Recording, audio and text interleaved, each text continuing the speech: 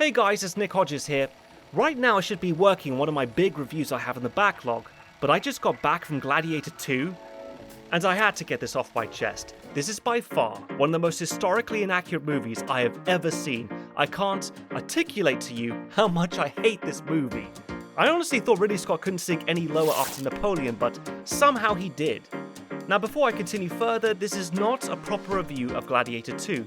Those are big commitments that take months to research, write and edit. I will review Gladiator 2, I can promise you that, but for now, this cathartic little video is meant to give you my initial impressions, or at least a warning. If you're a history buff and that matters to you, do not waste your money on this rubbish. Wait for it to come out for free on streaming, and then maybe watch it drunk with your mates to roast it. This movie was clearly made by a director with no knowledge or respect for the history it's inspired by. Like for example, the movie is set in the year 200 AD, but it opens up with the Roman invasion of Numidia in Africa, even though Numidia had already been conquered 250 years earlier. Or during the naval battle, you can see the Numidians use medieval trebuchets, a weapon that wouldn't exist for another 1,000 years. Then you have these little comments and dialogue, like the two brother emperors, Caracalla and Geta, congratulating Pedro Pascal for his conquest of Numidia, and tells him to move on to Persia and India. And I'm like, Persia? Don't you mean Parthia? So not even the terminology is historically accurate.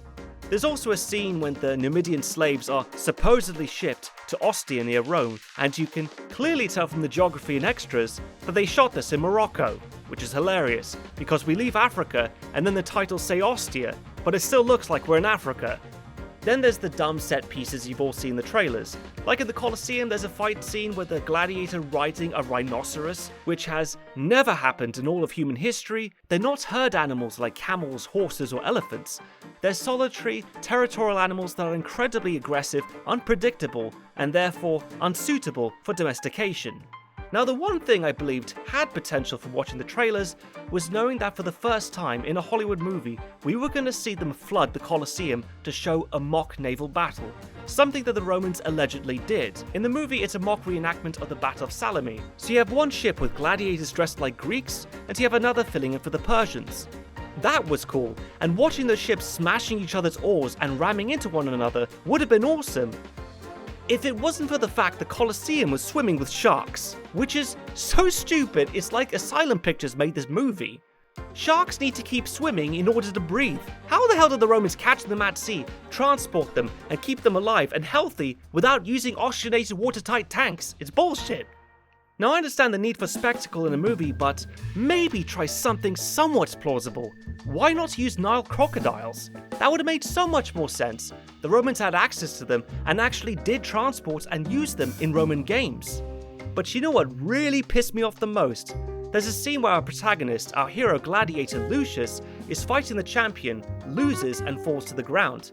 Then the champion holds back from his attack and looks to the emperor for the signal whether to spare him or kill him. Impressed by Lucius's bravery, the crowd implores Emperor Geta to spare him, so he gives a thumbs up. But for some reason, due to his own ego or something, Lucius is angry about being granted mercy and sucker shanks the champion and chops his head off. This would have been outrageous in real life. The Romans prized honor and order in the games. Also, when the emperor signals mercy, it's not a suggestion, it's an imperial command. By killing the champion, Lucius has openly defied the emperor, which is treason. So both the emperor and the crowd would have been calling for his immediate execution, but instead in Gladiator 2, everyone cheers the bugger, even the other gladiators.